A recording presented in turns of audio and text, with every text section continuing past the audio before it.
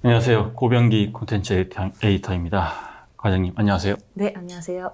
1부에 이어서 2부에서도 헬스케어 리츠 얘기 좀 더 해볼 텐데, 1부에서 저희가 헬스케어 리츠 섹터의 좀 주요 특징, 이슈에 대해서 얘기를 했는데, 이제 관련 종목을 좀 알아보죠. 이게 아까 말씀하신 5번째로 큰 섹터고 상당히 많은 종목들이 있을 것 같아요. 그리고 이제 그 섹터 안에서도 자산들이 되게 다양하기 때문에 또 각 종목마다 특징도 되게 다를 것 같고요.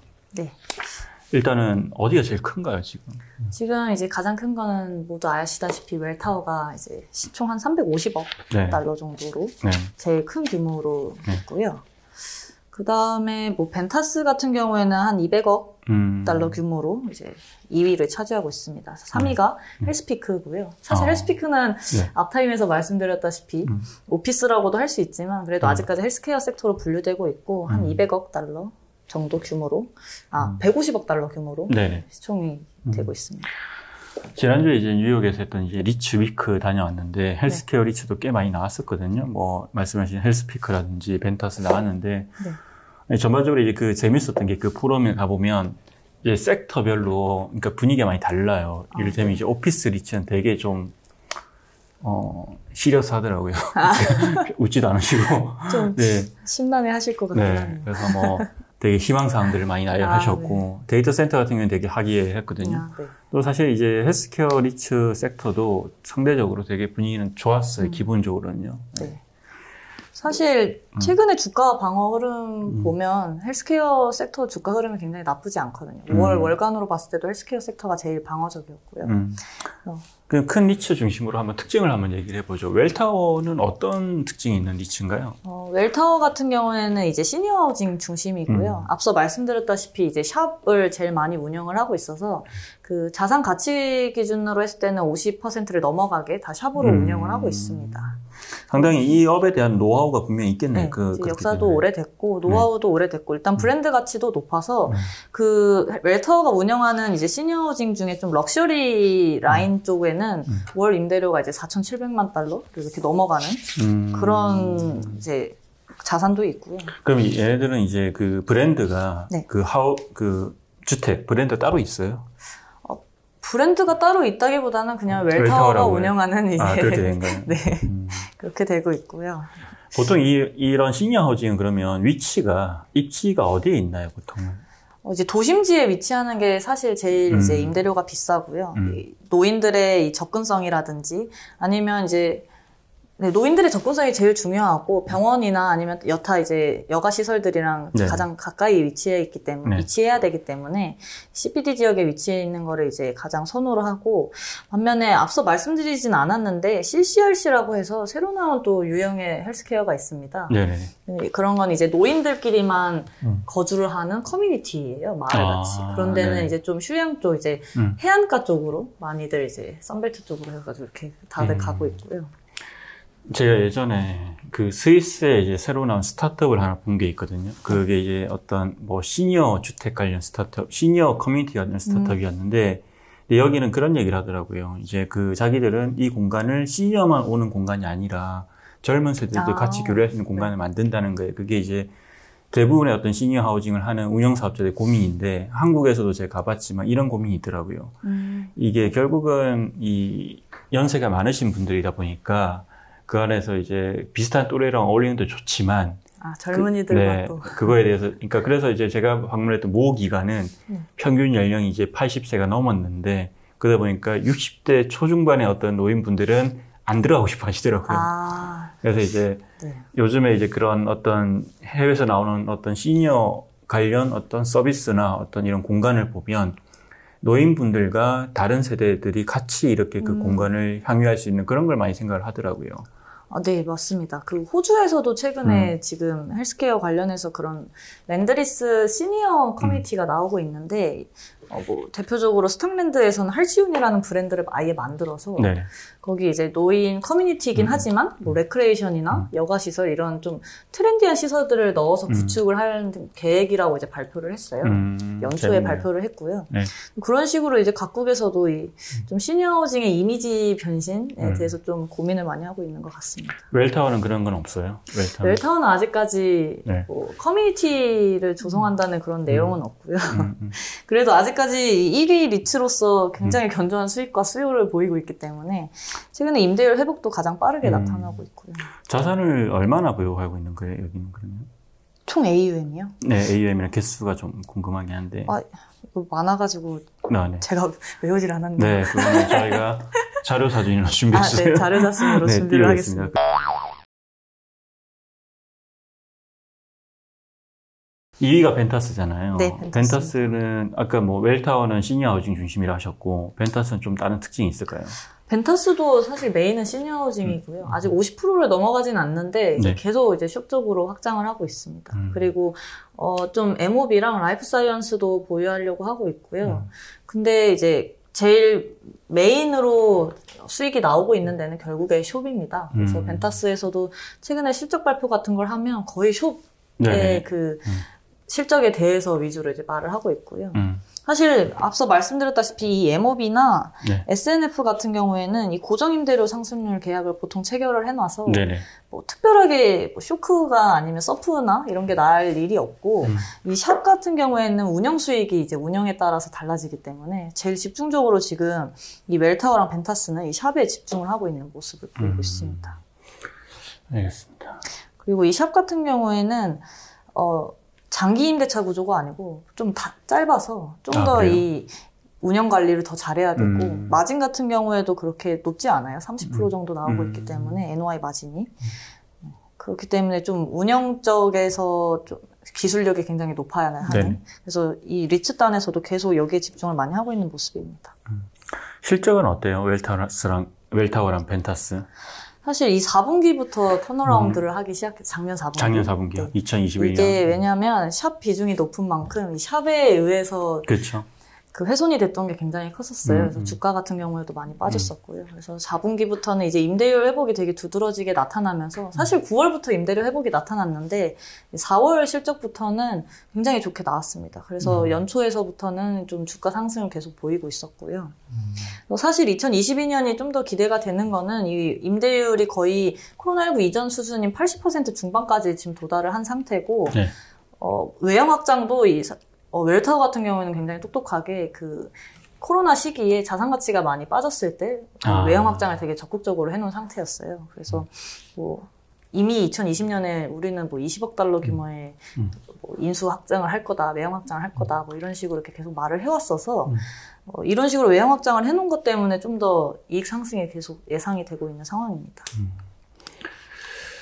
세 번째가 헬스피크였죠? 네, 헬스피크입니다. 네, 헬스피크는 아까 잠깐 얘기를 하긴 했지만 어떤 특징이 있는 곳인가요? 이게? 원래는 시니어 하우징 리츠였고요. 네. 근데 2020년 10월쯤 갑자기 깜짝 발표를 하면서 이제 시니어 하우징을 안 하겠다. 왜 그때 이유는 뭐였어요? 그때가 원래 트렌드는 2019년까지 이 시니어 하우징 리츠들이 다 샵 자산을 엄청 늘리고 있었어요. 네네. 근데 이게 코로나가 터지자마자 이 시니어 하우징에서 이 집단 감염으로 이제 임대율이 이제 폭락하고 운영을 못하는 상태도 한 4월에서 뭐 6월까지는 락다운 되면서 막 운영을 못하는 상태고 이렇게 되니까 이런 식으로 계속 리스크에 노출되는 걸 원치 않고 앞으로 성장 산업인 라이프 사이언스로 가겠다라고 이제 발표를 했습니다. 그래서 그때 당시에는 좀 시장 우려가 커서 주가도 많이 흔들리는 모습, 좀 변동성이 되게 큰 모습을 보였는데 결론적으로는 이제 자산 이제 재편을 거의 다 마쳤고요. 그래서 지금은 라이프 사이언스 비중이 제일 높은 상태고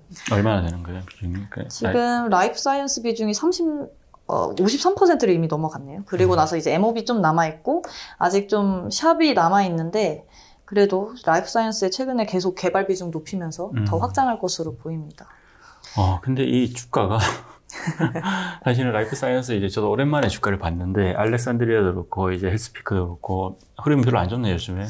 일단은 먼저 말씀드리는 거는 이 라이프 사이언스를 제가 헬스케어 섹터에서 말씀드리고 있지만 사실 주가 커플링은 오피스랑 커플링이 돼 있어요. 그렇죠. 그래서 오피스가 최근에 이제 약세를 오피스 리츠가 약세를 보이면서 많이 빠진 것도 있고 이 헬스피크 같은 경우에는 개발 비중이 굉장히 높은 상태입니다. 그래서 이 개발 비용 상승이 최근에 이슈가 되면서 우려가 되는 상황인데 그래도 아직까지 헬스피크 같은 경우는 이제 계속 이제 방어하는 이제 말로는 선임대 계약 다 체결되어 있다, 프리리스트 다 돼 있다, 뭐 이런 식으로 하고 있는데 LOI 체결해 놨다 이렇게 말을 하고 있어서 저는 아직까지는 좋게 보고 있고요. 그리고 더불어서 전방 산업 수요가 굉장히 견조합니다. 아직까지도. 그리고 이제 아까 오피스 섹터가 안 좋아서 빠진다고 했지만 사실 작년에 나왔던 얘기는 오피스가 안 좋긴 하지만 이런 그냥 법령적인 오피스는 안 좋고 이런 헬스케어, 그러니까 라이프 사이언스 오피스는 맞아요. 또 차별하게 봐야 된다 이런 얘기도 많았거든요. 근데 또 이제 투자자들이 차별화를 안 시켜주는 것 같은 느낌이 있네요. 근데 최근에 이제 개발 중심으로 하고 있는 리츠들이 많이 빠지기는 했었어요. 이 개발 비용 상승이 이제 무시할 수 없는 리스크이기 때문에 그게 빠졌는데 사실 저도 동의하는 게 오피스랑은 전혀 다른, 그러니까 일반 오피스랑은 전혀 다른 사업 구조고 헬스피크의 임차인들은 다 이제 우량 임차인들이에요. 대형 제약사들, 뭐 대학교 아니면 뭐 연구소 이런 아니면 정부 시설도 많이 들어와 있고요. 그래서 우량 임차인들이 있기 때문에 임차인 크레딧 이슈도 별로 없고 아직까지 이 샌디에고 지역 쪽에서는 이제 초과 수요 상태라고 해서 공급량이 더 많아져야 하는 상황인데 주가는 그걸 아직 따라가지 못하는 그런 상황입니다. 그렇죠. 이게 샌디에고 가니까 그 지역을 기반으로 하는 되게 오래된 어떤 기업들이 있는데 그런 기업들 오피스 다 팔려가지고 라이프 사이언스로 전환되고 있다는 다 전환 중에 있다고 합니다. 그런 것도 있고 말씀하신 대로 거기는 수요가 너무 많아요. 일단 기본적으로. 근데 공사비 이슈가 큰 거 같네요. 보니까 이 헬스피크는. 네, 공사비 이슈가 가장 크게 이제 작용을 하고 있습니다. 알렉산드리아 같은 경우에도 계속 외형 확장을 하고 있는 리츠이기 때문에 같이 주가도 그렇게 빠지는 모습인 것 같고요. 알겠습니다. 그 외에 또 좀 소개할 만한 특징적인 종목이 있나요? 또 뭐 메디컬 프로퍼티스라고 해서 병동을 소유하고 있습니다. 그래서 일반 대학병원, 대학병원을 이제 소유하고 있다고 보시면 되고 그냥 저희가 생각하는 그냥 큰 3차 병원들 아니면 2차 병원 이런 것들을 이제 소유를 하고 있는데 여기는 사실 코로나 기간 동안에 빠지지를 않았어요. 왜냐하면 병원 같은 경우에는 무조건 이제 사람들이 꼭 필수적으로 이용해야 되는 시설이기도 하고 이 공중보건 비상사태 때 좀 병원에 좋았던 점은 그 입원 환자들이 적어도 3일 이상 입원을 해야 한다는 규정이 새로 생겨서 왜냐면 이제 하루만 입원하는 건 안 된다.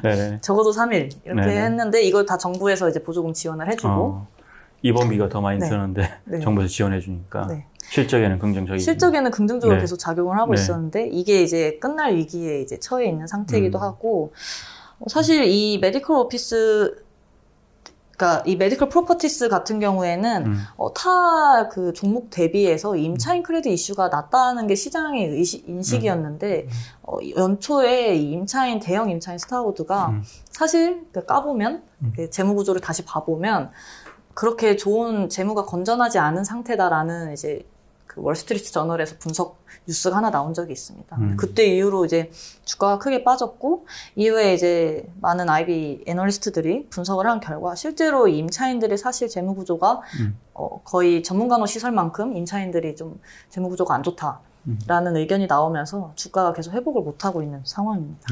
투자자들이 이제 제일 궁금해하시는 건 사실 오메가 헬스케어예요. 고배당주의 인식이 가장 강한 헬스케어 종목 중에 하나여서 뭐 최근 막 9%대 배당률 나오고 이런 식으로 해서 주가가 많이 빠져서 사실 배당 수익률이 저는 올라갔다고 생각을 하는데 일단은 많이 올라갔고 SNF가 그 전문간호 시설이 사실 일드가 좀 높게 나와요.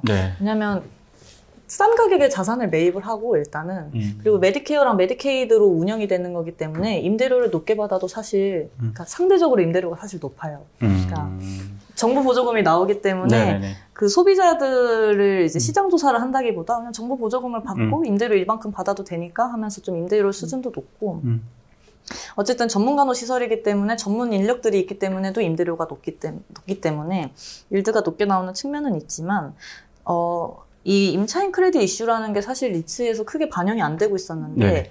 이게 올해에 정말 크게 반영이 되고 있는 것 같아요. 근데 이게 미국만 그런 게 아니고 유럽 쪽으로 가서도 최근에 많이 부각이 되고 있거든요. 네네. 그래서 미국의 이제 영국, 유럽에 그 상장되어 있는 오퍼레이터들이 좀 크레딧 이슈가 터지면서 주가가 엄청 폭락을 하고 그에 따라서 헬스케어 리츠도 이제 폭락하는 모습을 보였는데 미국 역시 임차인 이슈에 의해서 리츠까지 좌지우지되는 모습이 보이고 있어서 오메가 헬스케어는 작년에 9월에 그 5개의 임차인, 작년 9월부터 연초까지 5개 임차인들이 임대료 지급 불능 네. 상태를 선언함에 따라서 주가가 좀 많이 하락을 하다가 최근에는 다시 좀 상승하는 모습을 보이고 있습니다. 어쨌든 고배당주이고 실적이 네. 굉장히 악화되어 있을 때에도 배당 컷을 한 적이 한 번도 없어요. 한국 투자자 좋아하는 건가요? 네, 좀 한국 투자자분들이 좋아하시더라고요. 그래서 저한테 많이들 여쭤보시는데 네네. 그냥 역사적으로도 고배당주였던 것 같습니다. 네. 이게 보면 이제 싱가포르에도 헬스케어 리츠 본 것 같고요. 일본도 뭔가 호주에도 있죠. 네, 호주는 근데 네. 이렇게 순수 헬스케어 리츠라기보다는 좀 다각화 리츠에서 복합 리츠군요. 네, 복합 리츠에서 좀 가지고 있는 게 많고. 네. 그 한국에서 사실 이 얘기 많이 해요. 요즘에 시니어 하우징이나 네, 어떤 라이프 사이언스 이런 얘기 많이 하는데 실제 아직 뭐 의미 있는 투자가 많지는 않고요. 네. 한국은 어떻게 보세요? 한국도 사실은 고령화 문제 심각하고 충분히 이런 투자 상품이 나올 수는 있을 것 같은데. 한국도 요양원이 굉장히 많은 상태이기도 하지만 저는 이제 미국이나 선진 시장들 대비해서 우량 오퍼레이터가 없다는 게 좀 가장 큰 게 봐야 할 요소인 것 같아요. 우량 임차인들이 들어와야 그렇죠. 요양원 브랜딩이라는 게 되는데 사실 한국 같은 경우에는 요양원 브랜딩이라는 게 없고 그냥 동네 요양원 이런 식으로 아직 이제 좀 이렇게 퍼져 있는 느낌이라서 최근에 롯데가 좀 그런 걸 네. 하려고 하지는 않아요. 그래서 그 롯데 호텔이 NH투자증권이랑 또 협약을 맺어서 실버타운을 조성을 한다고 했는데 네. 저는 이게 한국에 그 헬스케어 리츠가 들어올 수 있는 시초라고 생각을 하고 있습니다. 왜냐하면 실버타운 정도의 좀 고퀄리티의 그 자산이 나와야 리츠로 이제 발전을 할 수 있을 거라고 그렇죠. 생각이 드는데 네. 이런 활동들이 좀 많아진다면 그리고 최근에 이제 프라이빗에서 보면 좀 시니어 하우징에 관심이 많으신 것 같아요. 맞아요. 진짜 국내 이 고령화라는 그 노인 대상 마켓이라는 게 사실 굉장히 큰데 이게 다 활용이 되지 못하고 있다는 이제 인식이 좀 있어서. 네. 헬스케어 리츠가 상당히 이제 어찌 보면 간단하진 않아요. 이제 운영 구조도 아까 샵도 그렇고 이제 그냥 단순한 트리플 넷 구조도 그렇고 다양하기도 하고 또 자산의 종류도 되게 많잖아요. 네, 맞습니다. 투자가 되게 많이 헷갈릴 수 있는데 어떤 기본적인 사항을 오늘 설명드렸고요. 그 최근에 보면 시장의 변동성이 너무 큰 것 같아요. 오늘 이제 제가 녹화하기 전에 이제 이지스 분들이랑 잠깐 얘기를 나눴는데 표정이 밝진 않았어요. 그래서 저희도 어쨌든 변동성이 커지만 어쨌든 계속해서 투자에 도움이 되는 정보들 전달해드릴 할 테니까 관심 있게 계속 지켜봐 주면 좋을 것 같습니다. 네, 고생 많았습니다. 네, 고맙습니다. 감사합니다.